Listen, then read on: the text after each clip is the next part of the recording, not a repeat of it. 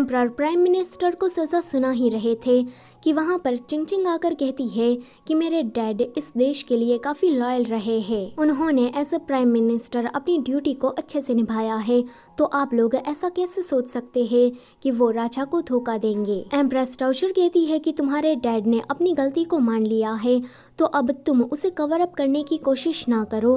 कहीं ऐसा तो नहीं कि तुम भी उसके साथ मिली हुई हो। चिंगचिंग पूछती है कि मेरे डैड ने ऐसा कौन सा गुनाह किया कि उसको कैपिटल से बाहर निकालना चाह रहा है। तो एम्प्रेस टाउचर कहती है कि तुम्हारे डैड ने दुश्मन देश की लड़की से शादी की और तुम जैसी नाजायज औलाद को पैदा किया। एम्परर को ये सुनकर एम्प्रेस टाउचर पर काफी गुस्सा आता है। चिंगचिंग कहती है कि आप बौद्ध धर्म को अपनाती है तो उसमें समानता की बात हुई है, तो फिर आपकी सोच इतनी ज्यादा नीची कैसे हो सकती है। एम्प्रेस टाउचर को ये सुनकर चिंगचिंग पर काफी गुस्सा आता है। वो कहती है कि कार्ड्स इन दोनों को बाहर फेंक दो। प्राइम मिनिस्टर कहते हैं कि और मैजेस्टी, मेरी बेटी ने कुछ नहीं किया है, जो किया है वो मैंने किया है, तो सिर्फ सजा मुझे दीजिए। ये सुनकर एम्परर सिर्फ प्राइम मिनिस्टर को ही एग्जीक्यूट करने का ऑर्डर देते हैं, पर एम्प्रेस टाउचर चाहती थी कि चिंगचिंग भी प्राइम मिनिस्टर के साथ बाहर चली जाए। तो एम्परर उसे कहते हैं कि चिंगचिंग प्रेग्नेंट है। वैसे एम्परर ने चिंगचिंग को बचाने के लिए ये झूठ कहा था। एम्प्रेस टाउचर को उसकी बात पर यकीन नहीं हो रहा था, तो वो डॉक्टर को बुलाती है। डॉक्टर भी एम्परर से पहले ही मिला हुआ था, तो वो बता देता है कि चिंगचिंग प्रेग्नेंट है। एम्प्रेस टाउचर ये सुनकर चिंगचिंग को कोई भी सजा नहीं देती। अगले सीन में चिंगचिंग अपने डैड की वजह से ब्रोथल में जाकर ड्रिंक कर रही थी। उसे एम्परर से जुड़ी हुई सारी बातें याद आ रही थी। वो सोचती है कि मुझे लगा था कि वो कोई अच्छा इंसान होगा, पर मैं गलत हूँ। दूसरी तरफ हम एम्परर को देखते हैं। उसने ये सब कुछ जानबूझकर किया था।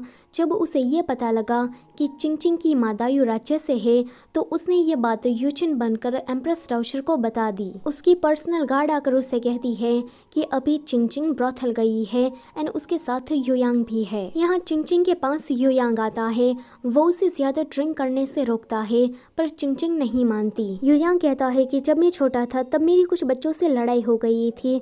तुम मुझे मेडिसिन लगाते हुए डांट रही थी कि मुझे इस तरह से छोटे बच्चों से लड़ना नहीं चाहिए। उस टाइम पर मैंने कि तभी ही वो देखता है कि चिंगचिंग तो बेहोश हो गई है। वो अपना क्लॉक उतारकर जैसे ही उसे उठाने वाला था कि तभी ही वहाँ पर एम्परर आकर युयांग को धक्का देता है एंड चिंगचिंग को लेकर वहाँ से चला जाता है। उसके बाद युयांग वहीं पर ही बैठकर ड्रिंक करने लगता है एंड एक इविल स्माइल करता है, मानो जैसे वो जो चाहता हो वो हो गया हो। तभी ही वहाँ से दो लड़के गुजरते हैं एंड युयांग को देखकर कहते हैं कि अरे ये तो वही अनाथ है ना, पर जरा देखो तो इसे, ये कितना ज्यादा बदल गया है। अभी तो युयांग उसे कुछ नहीं कहता, पर अगले ही सीन में हम देखते हैं कि वो उन दोनों लड़कों को मार डालता है। अगले दिन चिंगचिंग को जब होश आता है तो वो पूछती है कि मैं राजमहल वापस कैसे आई, तो पर्सनल गार्ड कहती है कि आपको एम्परर लेकर आए। चिंगचिंग सोचती है कि मैं प्रेग्नेंट नहीं हूँ, तो इसका मतलब ये है कि एम्परर ने झूठ मुझे बचाने के लिए बोला।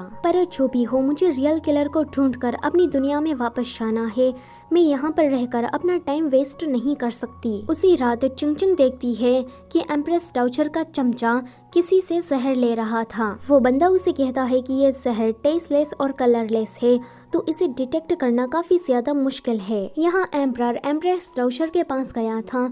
वो कहती है कि चिंगचिंग प्रेग्नेंट है, तो अब वो ज्यादा तुम्हें सर्व नहीं कर पाएगी, इसलिए मैंने अपनी नीस मेयर को बुलाया है। अगले सीन में एम्परर और मेयर अकेले थे। मेयर उसके क्लोज जाने की ट्राई करती है कि तभी ही वहाँ पर एम्प्रेस टाउचर का चमचा ड्रिंक्स लेकर आ जाता है। मेयर उस ड्रिंक को जल्दी से एम्परर को पिला देती है।